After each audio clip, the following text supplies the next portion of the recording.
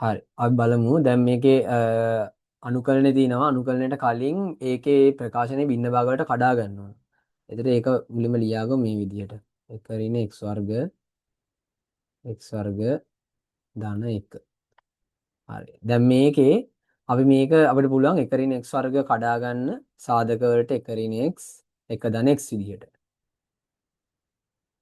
හරි. ඊට පස්සේ x වර්ග ධන 1 ඉතින් අපිට කඩා ගන්න බෑ. ආය අපි එහෙමම තියාගන්න.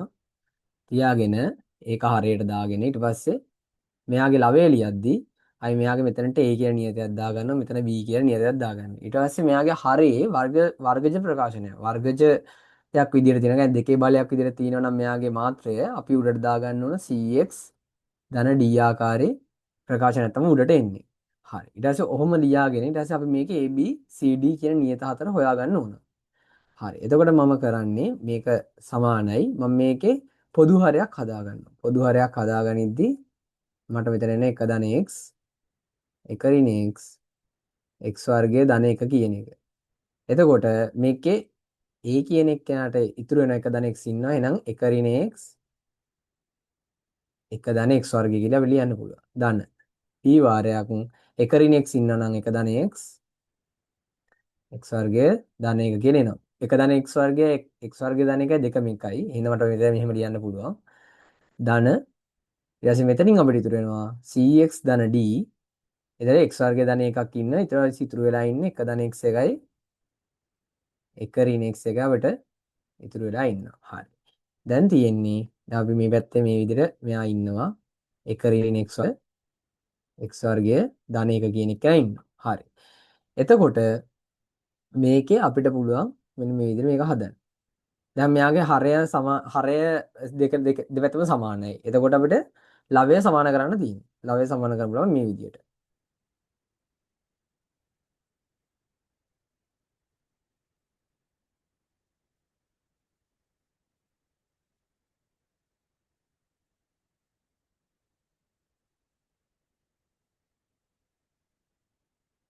මේ විදිහට අපිට ලියා ගන්න පුළුවන්. හරි.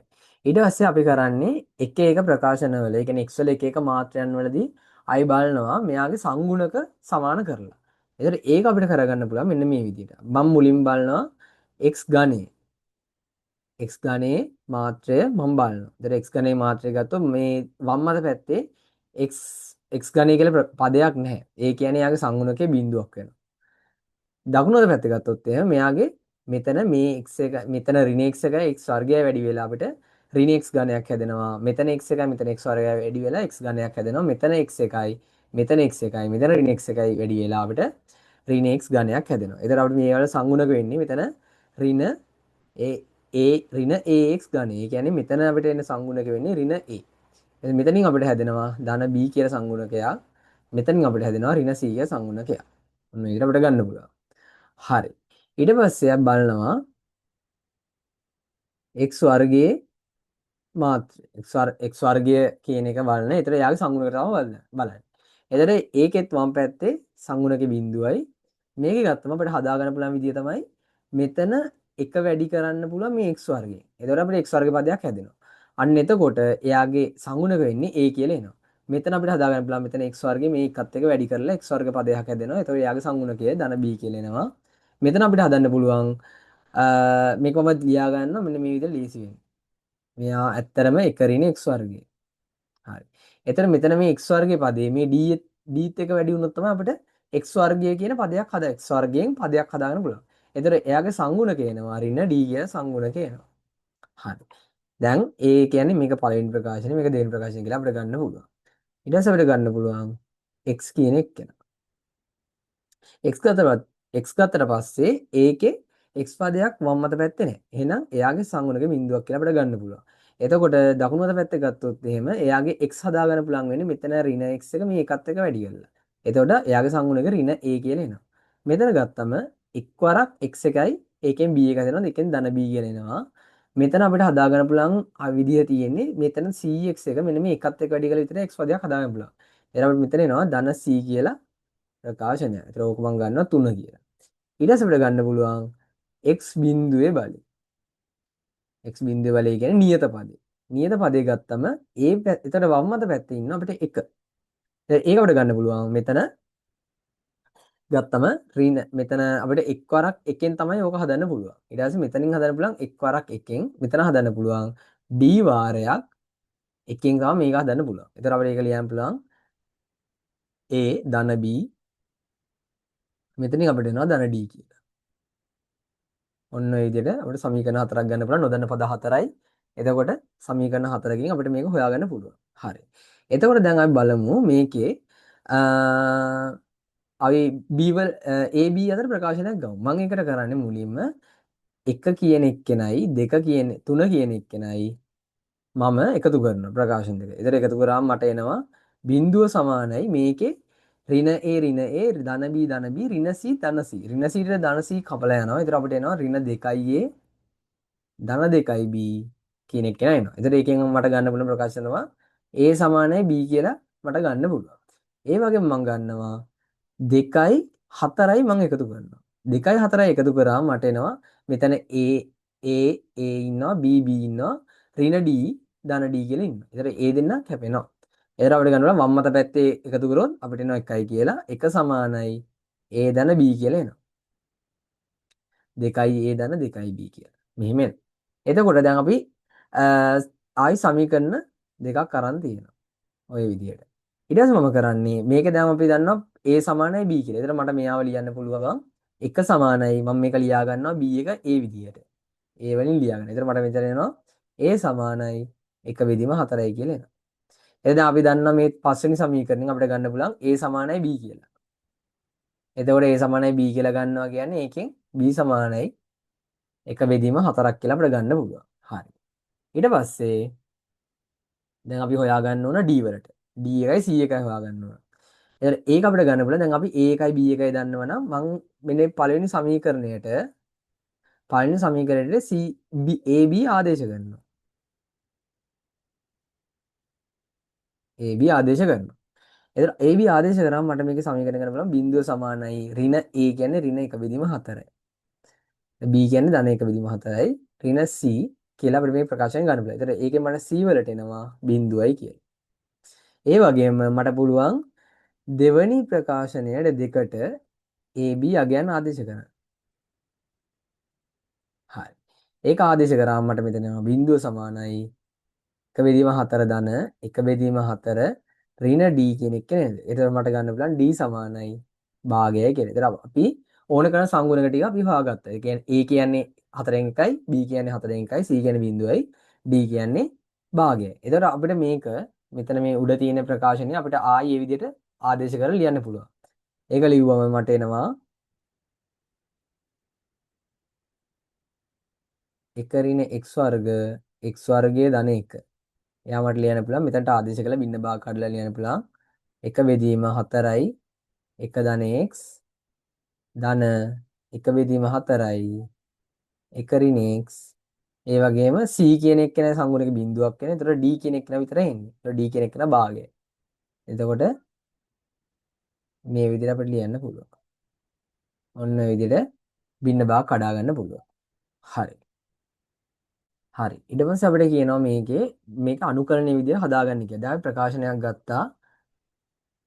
1 බෙදීම 1 ඍණ x වර්ගය ධන 1 කියන එක ගැන අපිට බින්න භාග විදිහට ලියා ගන්න පුළුවන්. 1 බෙදීම 4යි 1 ඍණ x ධන 1 බෙදීම 4යි 1 ධන x ධන 1 බෙදීම 2යි x වර්ගය ධන 1 කියලා අපිට ප්‍රකාශනයක් ගන්න පුළුවන්. හරි. දැන් අපිට කියනවා මේකේ අනුකරණය ගන්න කියලා. ඒතර මේකේ අනුකරණය අපිට ගන්න පුළුවන් මේ විදිහට ලියා ගන්න පුළුවන්. 1 ඍණ x වර්ගය ධන 1 dx කියලා ඔහොම තියෙනවා. ඒතර අපිට මේ ඒතර වම් පැත්ත අපි එහෙම ලියනවා නම් අපිට දකුණු පැත්තත් ඒ විදිහටම ලියා ගන්න පුළුවන්.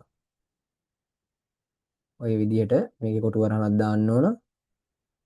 ඒ කියන්නේ අපි දැන් එළියෙන් dx එක ලියුවම මේ ඔක්කොටම අයිති කියන එක තමයි ඒකෙන් අදහස් කරන්නේ. x වර්ගය ධන 1. එතන මේ කොටු වරහණ dx කියලා එනවා.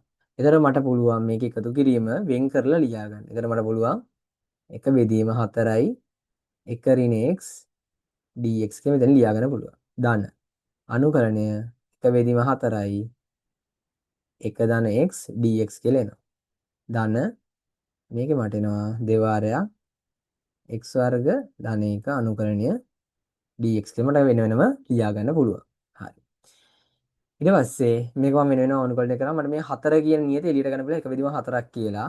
ඒතර එක බෙදීම 4යි. ඒතර අනුකලනයේ එක ඍණ x කියලා තියෙනවා. ඒතර මට ඒක ලියා ගන්න පුළුවන් ln එක ඍණ x කියලා ලියා ගන්න පුළුවන්. මෙතන ඍණ x එකක් ඉන්නේ. එහෙනම් මෙයාගේ ඍණක් එළියට එනවා. ධන මේකත් ඒ විදිහම ලියා ගන්න පුළුවන්. එක බෙදීම 4යි ln එක ධන x කියලා මට ලියා ගන්න පුළුවන්. ධන මේකේ මම භාගය එළියට ගත්තාම මට මෙතන තියෙන x වර්ගයේ ධනය කියලා. x වර්ගයේ ධනය කියන්නේ අපි දන්නවා tan inverse x වල අවකලනය තමයි x වර්ග ධනය කියන්නේ. එතකොට එක යට x වර්ගයේ ධනයක ගත්තම ඒකෙන් අපිට එන්නේ ඒක අනුකලනය කරාම tan inverse x කියන එක එනවා.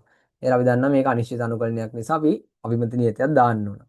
එහෙනම් මට මේක තව පොඩ්ඩක් සුළු කරලා ලියන්න බලන්න. මම මේකේ එක බෙදීම 4 මම එළියට ගන්නවා.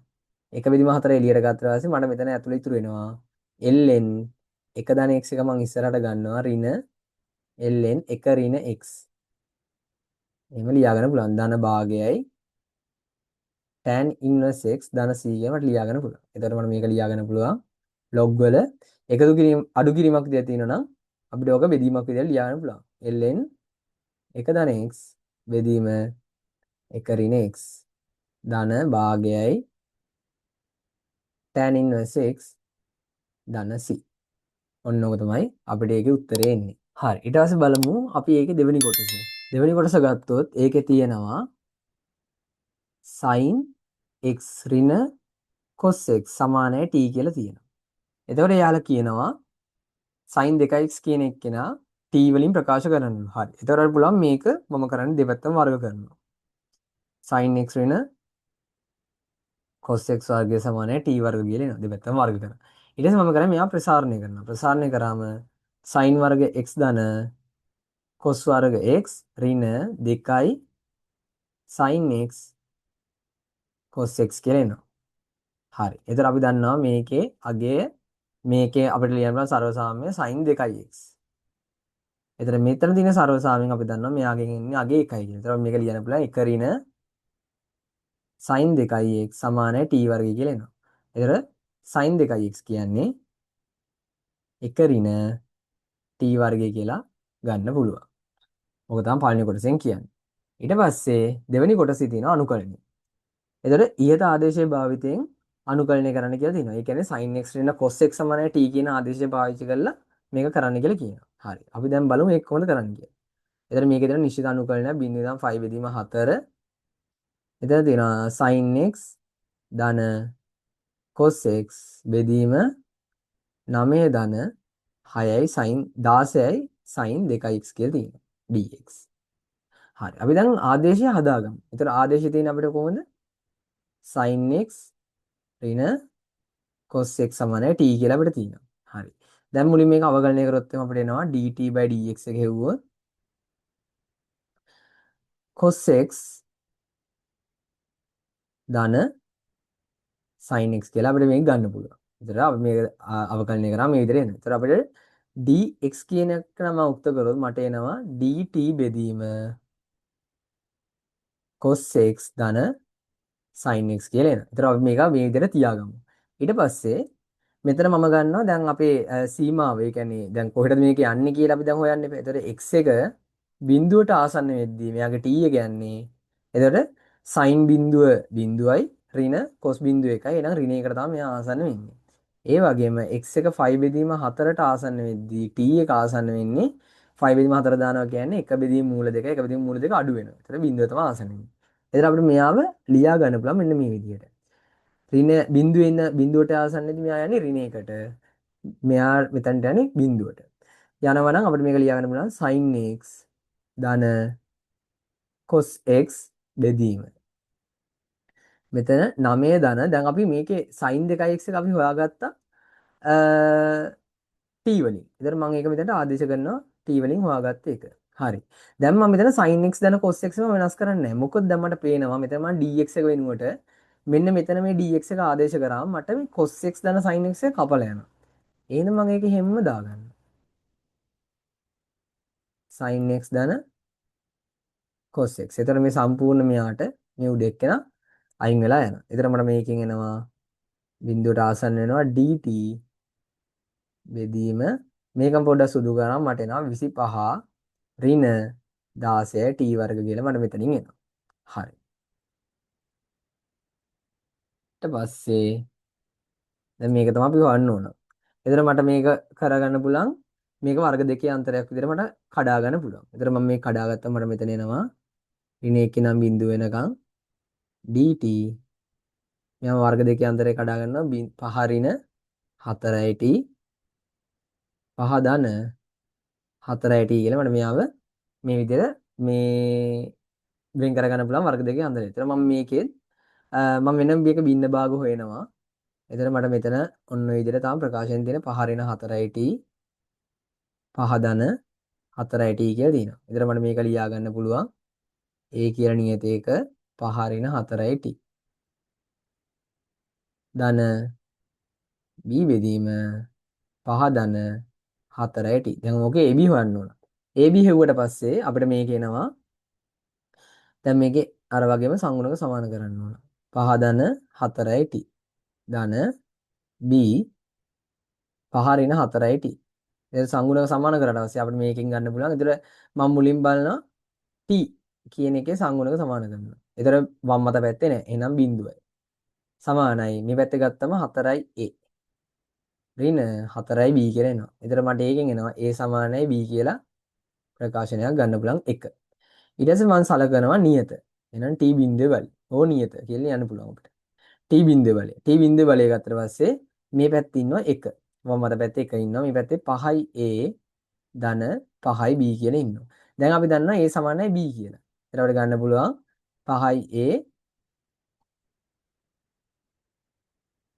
අපිට ඒක ගන්න පුළුවන් 5යි a ධන දැන් මම b එක ගන්නවා a වලින්. 5යි a කියලා ගන්න. ඒතර මට a වලට එනවා 1 බෙදීම 10යි කියලා. ඒතර අපි දන්නවා a එක b ට සමාන හින්දා b එකත් 1 බෙදීම 10යි කියලා අපිට ගන්න පුළුවන්. හරි. දැන් ඕක අපි ආදේශ කරගන්න පුළුවන් අතනට.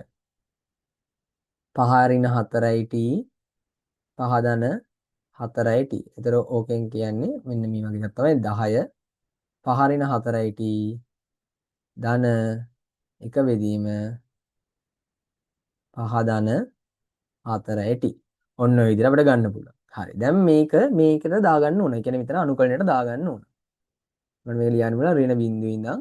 ඒතර මම ඕකම දාගන්නවා වෙනවම 1 බෙදීම දැන් මෙතන 10 කියන එක න පොදුයි 1 බෙදීම 10 කියන එක න පොදුයි. මට මේක අනුකලනයෙන් එළියට ගන්න පුළුවන්. අනුකලනයෙන් එළියට ගත්තාම මට මෙතන එනවා ඍණ 4යි t ධන 1 බෙදීම 5 ධන 4යි t එළියෙන් dt කියලා එනවා. ඔය විදිහට අපිට ගන්න පුළුවන්. හරි. ඊට දැන් මේක සුළු කරන්න. එතන මේකේ 1 බෙදීම 10 පොදුයි. එතන මම මේක අනුකලනයෙන් වෙන් කරලා ලියා ගන්නවා මෙන්න මේ විදිහට. ධන ඍණ 1 නම් බිඳුව වෙනකන් dt 5 ධන 4යි t කියලා මට ලියා ගන්න පුළුවන්. හරි. එතකොට දැන් මේකේ අවකලනය යට තියෙන හරයේ අවකලනය උඩ අපි හදාගත්තා නම් අපිට මේක ln විදිහට අනුකලනය කරන්න පුළුවන්. එතකොට මේ විදිහට 10 තියෙනවා. එතකොට මෙතන යට එක්කෙනාගේ අවකලනය වෙන්නේ ඍණ 4යි. එහෙනම් මම මෙතන කරන්නේ 1 බෙදීම ඍණ 4ක් දාලා උඩට මෙතන ඍණ 4ක් එනවා. එතකොට මට මේක කෙලින්ම ලියන්න පුළුවන් ln 5 ඍණ 4යි t. ඔය විදිහට අපිට ලියා ගන්න පුළුවන්. ඊට පස්සේ ධන මෙතනින් අපිට එනවා මේක ඒතර සීමාව බෙදා ගන්න ඕන ඍණ 1 නම් බිඳුව වෙනකම් කරන්න ඕන. ධන මෙතන සීමාව අපිට හදා ගන්න පුළුවන් 1 බෙදීම 4 දැම්මොත් එතන මෙයාගේ ආවකලනේ උඩ හැදෙනවා. උඩ හැදුනට පස්සේ ඒතර 4 උඩ තියෙනවා නම් අපිට මේක ලියා ගන්න පුළුවන් ln 5 ධන 4යි t. ඔය විදිහට අපිට ගන්න පුළුවන්. ඒතර මෙයාගේ සීමාව තියෙනවා ඍණ 1 නම් බිඳුව වෙනකම්. ඒතර ඔය ඔක්කොටම අයිති මේක බෙදීම 10 කියන එක. හරි. දැන් අපි මම කරන්නේ මේ 1 බෙදීම 4ත් මම එළියට ගන්නවා. 1 බෙදීම 4 එළියට ගත්තම 1 බෙදීම 40ක් කියලා එනවා. ඊට පස්සේ මම මේගොල්ලෝම ලියා ගන්න පුළුවන් මට. දැන් මෙතන දැන් මට මේක ලේසි මම ඍණ කියලා ඍණ ගන්නවා එළියට. ඍණ ගත්තොත් එහෙනම් මට කෙලින් මෙතන එනවා ln 5 ඍණ 4යි t ඍණ ln 5 ධන 4යි t. මොකද මට මෙහෙම ලියා ගන්න පුළුවන්. මොකද ඍණ එකේ ඉඳන් බිඳුව වෙනකම් මට කෙලින්ම මෙයාගේ සීමාව ගන්න පුළුවන් හින්දා. ඉතින් මම මේ විදිහට ඒක සුළු කරනවා. මම මේක සුළු කරාම මට මෙතන එනවා බිඳුව ආදේශ කරාම මුලින් මෙයාට ln 5 කියලා එනවා. ඍණ මෙතන ආදේශ කරාම ln 5යි කියලා එනවා. ඍණ මේ වරහණක් දාලා තමයි ඊට පස්සේ මේ ඍණ එක ආදේශ කරන්න ඕන. ඍණ එක මෙතනට ආදේශ කරාම මට එනවා ln 9යි කියලා. මෙතන ඍණ එක ආදේශ කරාම ඍණ ln 1යි කියලා මට එනවා. හරි. ln 5ට ln 5 අයින් වෙනවා. එතකොට අපි දන්නවා ln 1යි log 1යි කියන්නේ ඕන වෙලාවක බිඳුවයි. එතකොට මෙයාගේ අගය එනවා උඩට ගන්න ඍණ 40 වැඩි කිරීම මෙතන අපිට එනවා ඍණ ln 9යි කියලා. එතකොට ඒකෙන් අපිට ගන්න පුළුවන් ln 9 1 බෙදීම 40. ඕක තමයි උත්තරේ එන්නේ. එතකොට මෙයාලා කියනවා මුලින්ම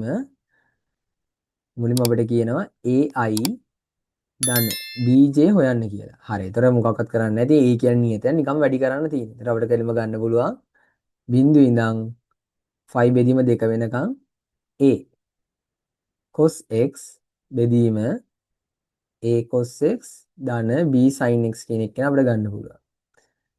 dx ධන bj කියලා කිව්වම අපිට ඒක ගන්න පුළුවන්. b sin x බෙදීම a cos x ධන b sin x dx කියලා ගන්න පුළුවන්. එතකොට අපි දන්න මේ සීමාව සමානයි. එතකොට අපි මේක එකට ලියන්න පුළුවන්.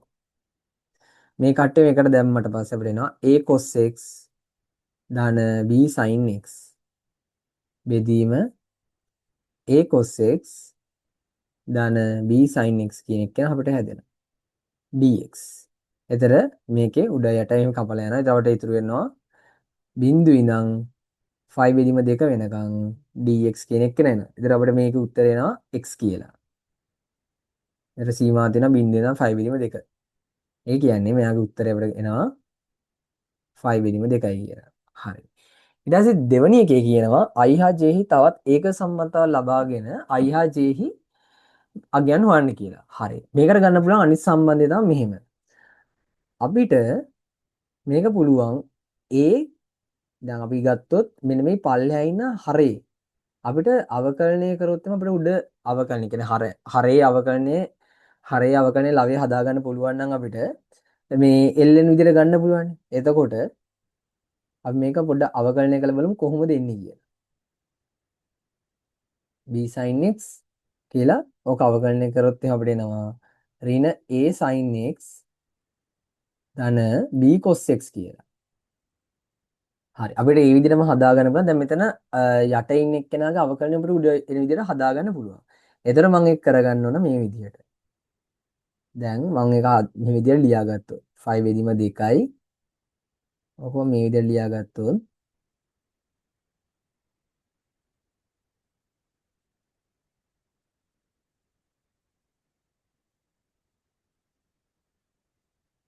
b sin x. එතන මේකෙන් අපිට එන උත්තරේ තමයි ln a cos x ධන b sin x කියලා එනවා. මෙයාගේ සීමාව වැටෙනවා අපිට බිංදුව ඉඳන් 5 බෙදීම 2 වෙනකම්. එතන මම මේකේ උත්තරේ ගන්න පුළුවන්. ආදේශ කරාම cos 90 කියන්නේ බිංදුවයි. එතකොට sin අපිට මේකෙන් එනවා ln b කියලා. ඍණ බිංදුව ආදේශ කරාම මෙතන එනවා ln a කියලා. ඒකෙන් අපිට උත්තර එනවා ln b බෙදීම a කියන එක ගන්න පුළුවන්. හරි. දැන් මට මේ අනිත් පැත්ත හදාගෙන ඉන්නවා මේ විදිහට. මම මේක වෙන් කරගන්න මෙන්න මේ වගේ. 5 බෙදීම 2යි මම ඍණ a sin x එම වෙනම ගන්නවා.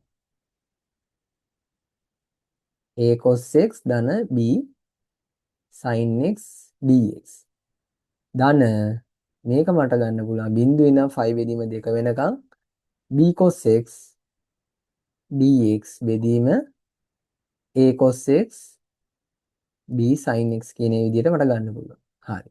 එතකොට මම මේකේ ඍණ එකක් එළියට ගත්තොත් ඔය ඉන්නේ අපිට ඍණ a j කියලා ගන්න පුළුවන්. ධන b වාරයක් මෙයා i කියලා අපිට ගන්න පුළුවන්. ඒතකොට ඒකෙන් අපිට දෙවෙනි සමීකරණය එනවා b බෙදීම a කියලා. ඒතකොට මෙයා 2 පළවෙනි එක්කෙනා මේක 1. එතන අපිට තියෙන සමීකරණ මම පළවෙනි එක්කෙනා මෙතනට ගන්නම්. එතන පළවෙනි එක්කෙනාගේ අපිට කියන්නේ ai ධන bj. ai ධන bj කියන්නේ 5 බෙදීම 2යි කියලා අපිට ඇවිල්ලා තියෙනවා. හරි. මම දැන් අයින් කරගන්න යන්නේ මේ j කියන පදේ. j කියන පදේ අයින් කරගන්න ඕන මම පළවෙනි එක්කෙනාව වැඩි කරගන්න ඕන b කියන එක්කෙනාවෙන්. එතකොට මේ පළවෙනි එක්කෙනා කියන්නේ මෙතන උඩ ඉන්න සමීකරණය. ඒ කියන්නේ දෙවෙනි එක්කෙනා. දෙවෙනි එක්කෙනාව b වලින් වැඩි කරලා මම එකතු කරන්න ඕන. පළවෙනි එක්කෙනාව a වලින් වැඩි කරලා. එතකොට මට මේකේ ප්‍රකාශනයක් එනවා b වර්ග i ධන a වර්ග i සමානයි b වාරයක් ln b බෙදීම a ධන a වාරයක් 5 බෙදීම 2 කියන එක නේනවා. එතකොට මට i වලට ප්‍රකාශනයක් ගන්න පුළුවන්. 1 බෙදීම a වර්ග ධන b වර්ග. එතන උඩ අපිට එනවා b ln b බෙදීම a ධන a 5 බෙදීම 2යි කියලා මට i වලට ගන්න පුළුවන්. එතකොට ඒ වගේම මට පුළුවන් දැන් අපිට ඕක ඕනනම් ආදේශ කළ ගන්න පුළුවන් නැත්නම් ওই විදිහටම අපිට සමීකරණ සුළු කළ ගන්නත් පුළුවන්. එතකොට මම මුලින්ම කරගන්නවා දැන් මට ඕන දැන් අපි i එක හෙව්වා. දැන් එතන i එක අයින් කරගන්න ඕන. එහෙනම් මම පළවෙනි දෙවෙනි සමීකරණයේ මම වැඩි කරනවා a වලින්. ඊට පස්සේ අඩු කිරීම මම පළවෙනි සමීකරණේ b වලින් වැඩි කරගන්නවා. ඔන්න ඔය විදිහට හොයනවා. එතකොට දෙවෙනි සමීකරණේ මම a වලින් වැඩි කරගත්තා මට මෙතන ඉතුරු වෙනවා ඍණ a වර්ග j අඩු කිරීම ඍණ එතන b වලින් වැඩි කරගත්තාම මට දැන් අපිට i පදේ කපලා යනවා. i පදේ කපලා ගියාම මට මෙතන ඉතුරු වෙනවා b වර්ග j කියලා. සමානයි. එතන මුලින්ම අපි වැඩි කරගත්තේ a වලින්. එහෙනම් a ln b බෙදීම a ඍණ b 5 බෙදීම 2යි කියලා අපිට ගන්න පුළුවන්. හරි. එතකොට මම කරගන්නවා මේ ඍණ වලින් ඔක්කොම වැඩි කරගන්නවා. ඍණ වලින් ඔක්කොම වැඩි කරගෙන j එක එළියට ගත්තාම මට මේ විදිහට ප්‍රකාශනය ගන්න පුළුවන්. ඒ කියන්නේ b5 බෙදීම 2 ඍණ a ln b බෙදීම a කියලා ගන්න පුළුවන්. එතන මට j එක එනවා 1 බෙදීම a වර්ග ධන b වර්ග වරහන් ඇතුලේ b5 බෙදීම 2 ඍණ a ln b බෙදීම a කියලා මට ඒක ගන්න පුළුවන්.